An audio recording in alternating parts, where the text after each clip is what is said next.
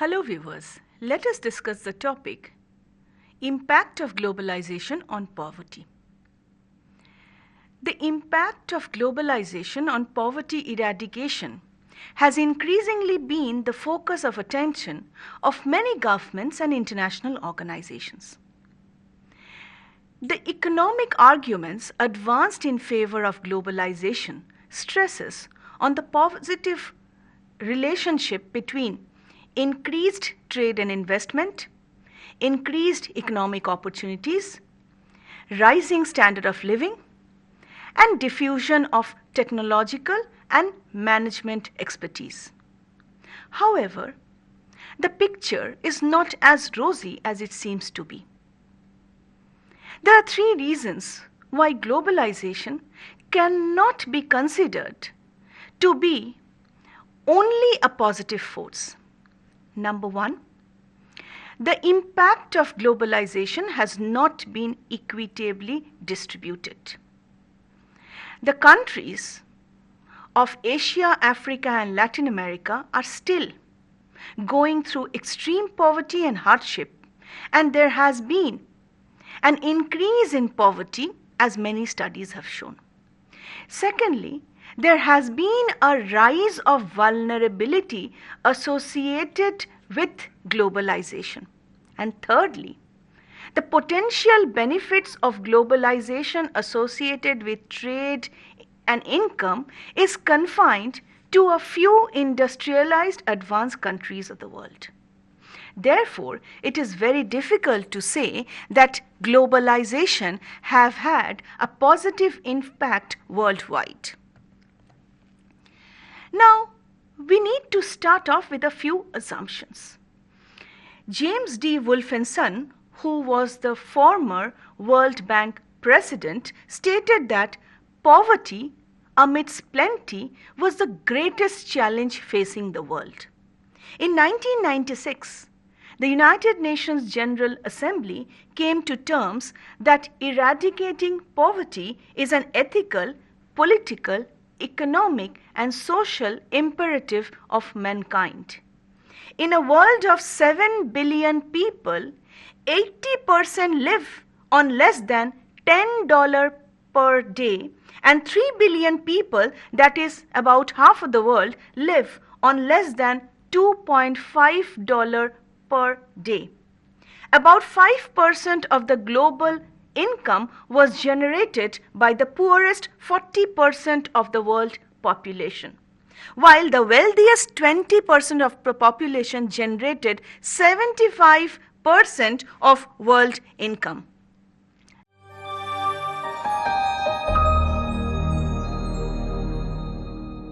Now, with this basic assumption, let us start with the most simple question: what is poverty? Poverty can be analyzed in both absolute and relative terms. In terms of absolute, it means an absolute standard of living which is reflected in satisfying the basic minimum conditions of daily living. The second is relative poverty, related to the income gap between the rich and the poor, which often is measured by economists in terms of artificial currency called purchasing power disparity dollar. In the world of globalization and a borderless world, one would perceive that poverty must have definitely declined. What is the standard of living of people around the world? Why is it that in some countries people live a wretched life without basic bare minimum facilities, while another part of the world glorifies the highest standard of living? Typically defined as the process by which different countries have become more integrated through international technology transfer, trade liberalization, and greater mobility, it is high time to participate in the debate whether globalization helps or harms poverty. It is known and agreed that globalization and poverty share a very complex relationship, with globalization portrayed as a cause of poverty and a solution to the same problem also. Those who are in favor of globalization, the optimists argue that globalization raises income on board, and if we use the income distribution gains, automatically poverty will come down. On the other hand, the pessimists are of the view that globalization has accentuated income inequalities between and across countries, which has had a negative impact on poverty eradication or reduction. The pessimists who oppose further believe that the benefits of globalization have not distributed equitably, and that is the reason why poverty has accentuated. Now, if you just look into globalization and try to understand the relationship between globalization and poverty, we need to start off with the basic assumptions of globalization. Globalization, as we all know, refers to the process of integration of world economies. It is a complex process which affects the life of all because of increased interdependence among countries. The International Monetary Fund has outlined 4 basic aspects of globalization. They are capital and investment movements, trade and transaction, dissemination of knowledge, and fourthly, migration and movement of people. The process of globalization affects and are affected by political, social, and economic changes around the world.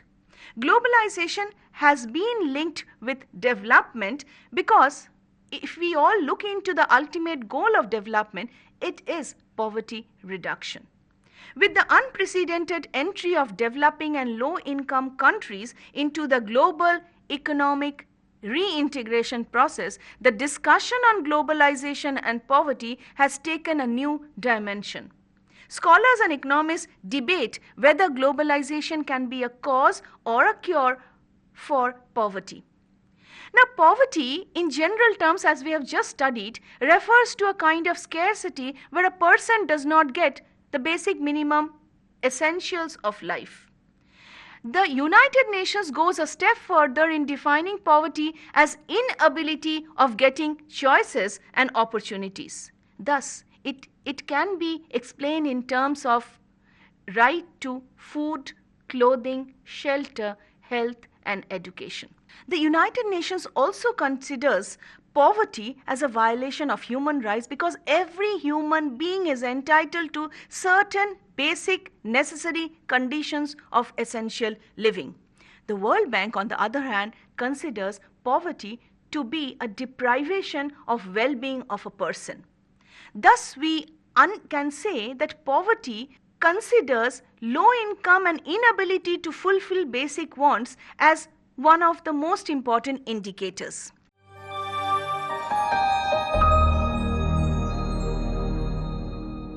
Poverty varies from one country to another country. But in this entire scholarly literature, how do we position globalization and poverty? Now, before we move on to the debate, bringing in the views of the optimists and the pessimists, we need to first understand the various issues that we are supposed to consider in this debate between globalization and poverty. Debates on globalization positions 2 extreme views. On the one hand, there is a large body of IMF literature which supports the opinion that globalization has boosted incomes and standard of living across the world. The World Bank also holds a similar view on globalization. On the other hand, government literature as well as literature produced by various non-governmental organizations have argued that many poor people are not able to share the benefits of globalization equitably across the world. There have been sufficient claims within the development community on how much progress has been made against poverty.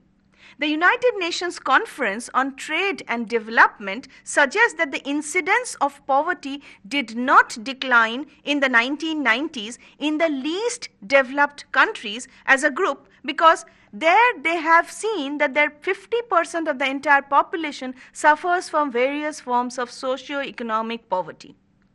The historical association between globalization and poverty reduction hides substantial variations among countries and also within countries because of the process of international economic integration.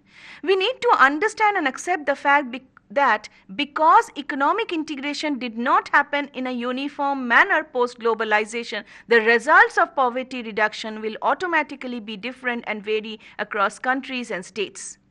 With the depressing figures and yet inability of a consensus on the outcome of globalization, there is much to discuss about the outcome of globalization on poverty reduction across the globe and not just the north-south debate, because within a particular region also poverty eradication measures substantially differ from one country of the region to another country.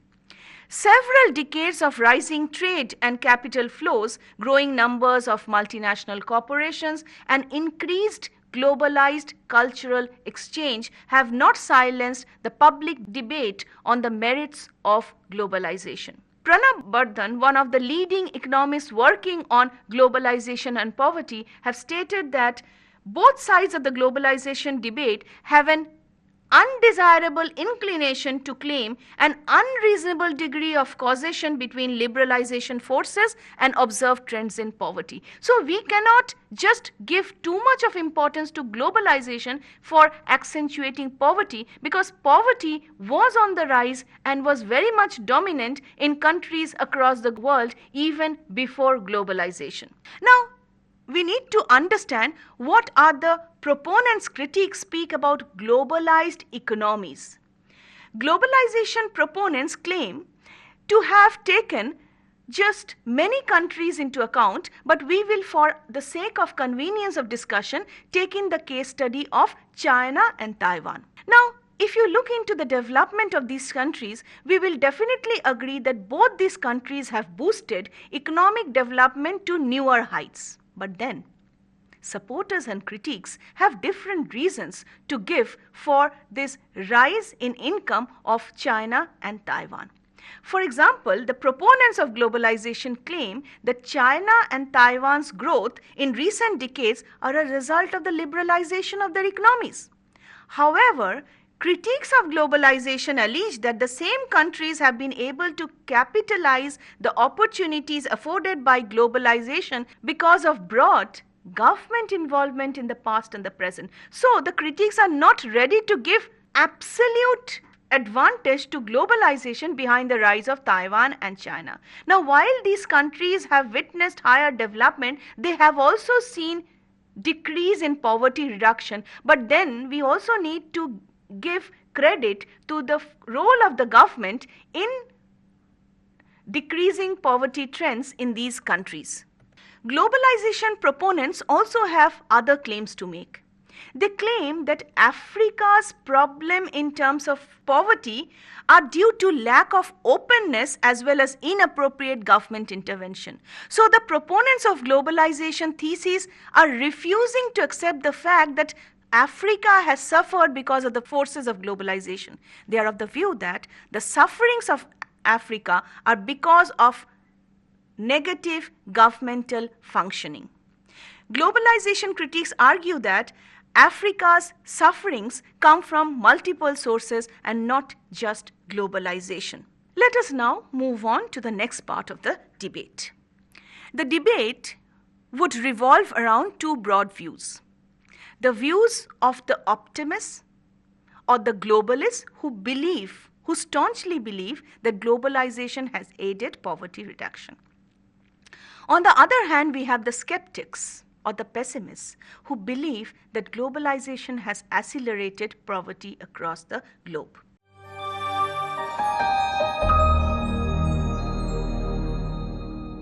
Now, the proponents of globalization thesis argue that poverty is on the decline due to a number of factors and most importantly, greater development. They further argue that globalization is the main engine of growth, and where there is growth, there cannot be poverty. It is the best means of bringing about prosperity, and they argue that where there is prosperity, poverty will automatically decline.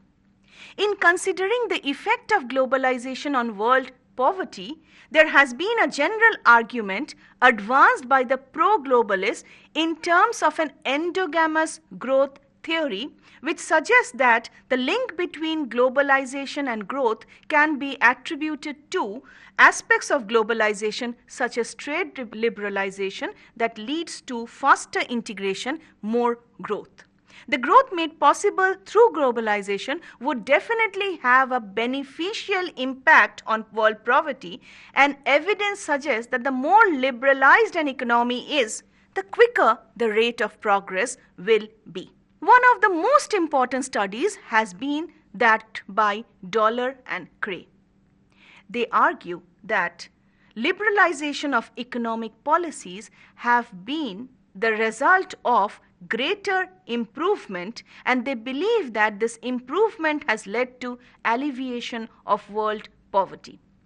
The World Bank adopts an identical view that globalization, through its effect on growth, has played a significant catalytic role in sponsoring global prosperity and in lifting more people out of poverty in the last century than the entire human history. The World Bank report also says that had there been no globalization, more people would be poverty-stricken than what they are now.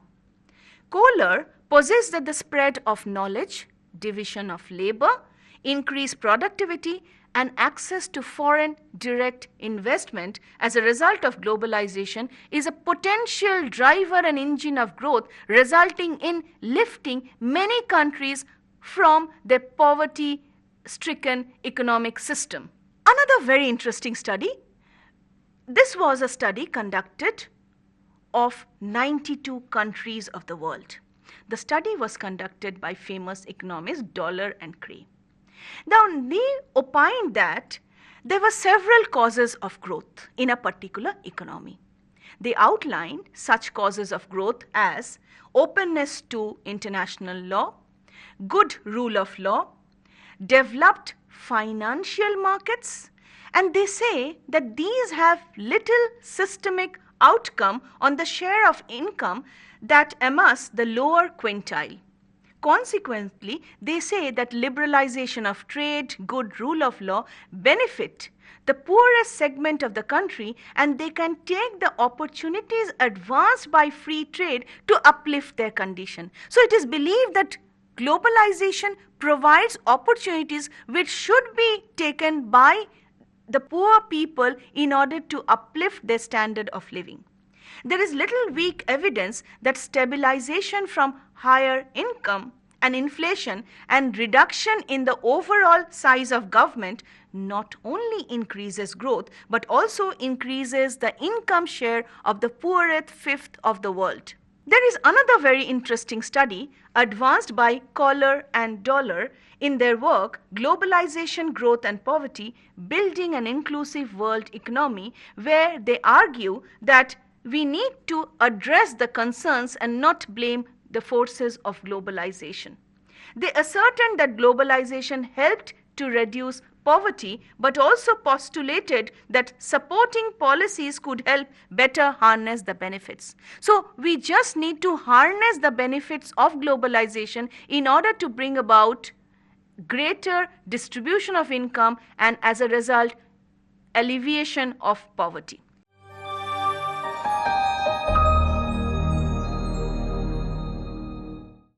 The anti-globalists staunchly propagate the idea that globalization is one of the potential reasons for massive poverty across the world. They also believe that instead of reducing poverty, globalization has increased poverty, especially in Africa and South Asian countries. One of the main reasons that they have advanced is that if globalization had reduced poverty, definitely social security measures would have decreased in these countries. The increase in social welfare schemes for the poor also point out to the fact that globalization has not ameliorated the plight of the poor in the developing countries as well as in the LDCs. Proponents of poor people while recognizing the mandatory role played by openness and growth, contends that these are not sufficient representative conditions for poverty growth. Yes, they might be conditions, but they are not alone enough to ameliorate and reduce poverty. The United Nations in the year 2005 stated that in many parts of the world, they have experienced unprecedented growth and improvement in the living standards. However, poverty remains unshakable and much of the world is still trapped in poverty. This report also focuses on the chasm between the widening gap between skilled and unskilled workers, the gap between formal and informal economies, the growing disparities in education, health, and other employment opportunities for economic, social, as well as political participation. One thing that this report has clearly pointed out is the fact that in order to decrease poverty, we have to simultaneously provide measures which would ensure better participation of the population in employment, education, better guarantee of health and security to the mass of the people irrespective of the level of income.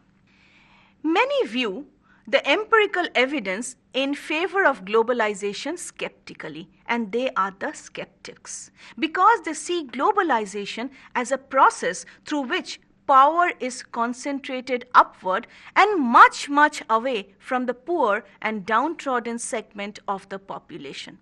In particular, they see transnational firms as gaining a lopsided amount of both political as well as economic power. Critics of globalization also hold the view that firms will use their increased power in such a way that profits will help these firms but will definitely not help the poor.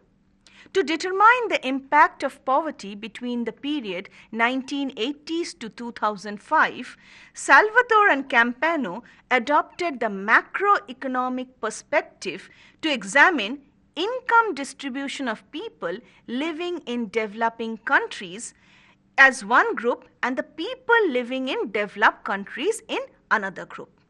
They also further subdivided the people living in developing countries into two more groups, those that globalized and those that did not globalize. Because we need to understand that the period of study was one where all the countries of the world have not been globalized fully. There were many countries which had closed economic systems and which did not participate in the facilities offered by globalization.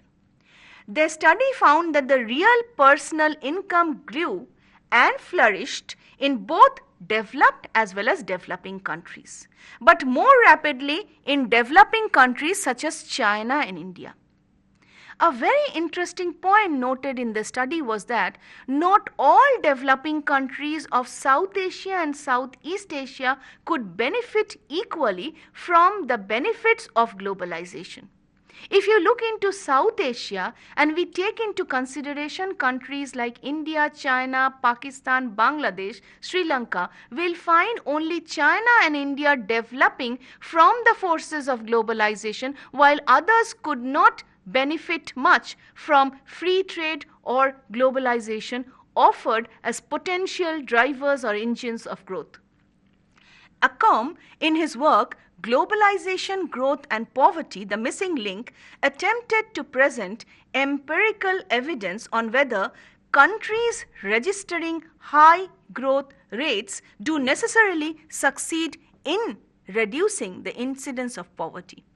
What he basically attempted to study was that, is there a direct relationship between high growth and poverty reduction?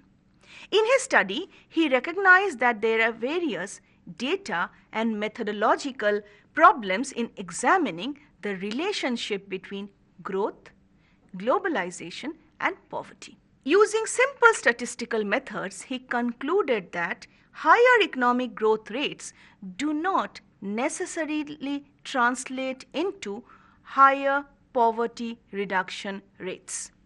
Burke and Nilsson, in their study Globalization and Poverty, a panel study made in 2011, made another interesting study with the use of panel data from more than 100 countries around the world, and the time period was 1988 to 2007. They tried to examine if there is any relationship between economic and social globalization and poverty. They found that there is no evidence to suggest that globalization is associated with higher poverty levels in developing countries.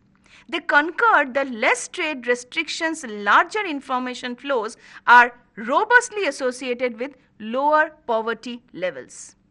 But then they also suggested that globalization decreases poverty more when the informal and rural sector are relatively larger. They also found clear evidence that the main part of poverty decreasing effect is not mediated via the growth channel. Finally, they stated that although the fact that many low-income countries embarked upon programs of external economic liberalization in recent decades, their analysis suggests that the underlying premises of current and previous poverty reduction measures are correct. Poverty reduction can be achieved by means of closer economic integration and higher levels of economic development. Now, if you just look into two sides of the story, on the one side of the spectrum are scholars, both economists, social scientists, the reports of the World Bank, the International Monetary Fund, which says that there is a direct correlation between globalization and poverty alleviation. On the other end of the spectrum, there are a number of studies conducted with the help of data accumulated from 100 countries which show that you cannot say globalization is directly related to poverty eradication. On the other hand, the pessimists are of the view that you cannot give 100% advantage to globalization in poverty eradication. They are of the opinion that globalization can aid poverty alleviation, but there has to be other factors at play which would work together in association with globalization to reduce poverty, which also means that globalization should be aided by specific government policies to ensure poverty declines across countries and within countries. Let us come to the last part of the analysis about major deductions from the debate. The evidence from reading criticisms of globalization is that people are more interested in the optimal policy mix to maximize the benefits to the poor while minimizing the negative impact on any subgroup of the poor that is made worse off by such liberalization policies. They are also interested in ensuring that growth is socially, economically, and environmentally sustainable. Social sustainability, it is assumed, requires that inequality must be kept within a certain limit. Research has presented, as we have seen, conflicting arguments and estimation, with few claiming that poverty is on the decline, others saying poverty has increased.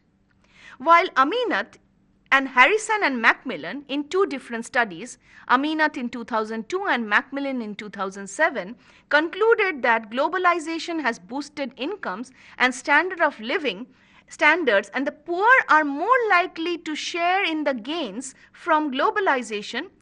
There are pro-poor growth stories and growth advocates who find the idea that globalization produces more losers than winners. For Stiglitz, globalization fails in accentuating economic development and hence continues to create poverty and instability in developing countries. One thing is clear: globalization and the forces of globalization are just irreversible. It produces both winners and losers within the poor. Thus, the question that needs to be addressed is how better we can govern this process to make it more fair, more inclusive within the current conditions. That is, it is not globalization that ought to be abandoned.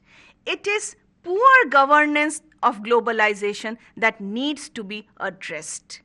If globalization is governed properly, it is sure to reap more benefits than harm. International community should act together in an effort to make available the resources necessary to wage a war against poverty in developing countries of the world.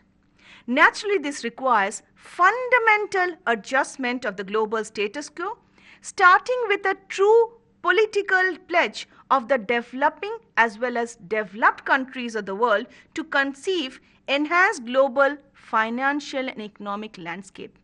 A pledge where both developed and developing countries would come together to fight for the common socio-economic problems plaguing the world.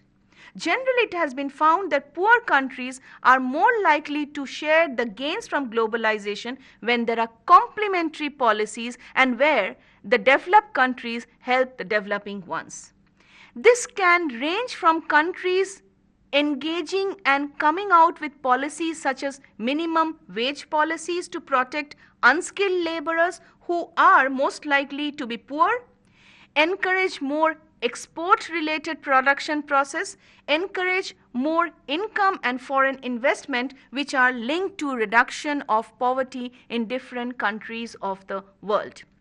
There is also a need for a global collective action to ensure that there is a global economic expansion and a reduction in the sparse inequalities across countries and a concerted effort on the part of the global community to come forth and engage in a constructive dialogue to reduce poverty across the globe through more potential poverty reducing outcome and measures. The international policy coordination should mobilize adequate and sufficient aid for poverty reduction and ensure that debt of the poor countries are also reduced in the long run. It should provide for knowledge and information sharing. Developing countries can gain much from diffusion of technological and management information. There should be greater sharing of benefits across developed and developing countries, so much so that international support can go a long way in alleviating poverty in developing countries of the world. What it should be mentioned finally is that poverty alleviation requires economic growth, but economic growth alone cannot be the only path to ensure a proper standard of living for people around the world. What is required at this point of time is concerted effort, balanced strategies, sustainable development, and ensuring that the poor and marginalized can take the benefits of globalization just like the rich and developed people and countries of the world. Thank you.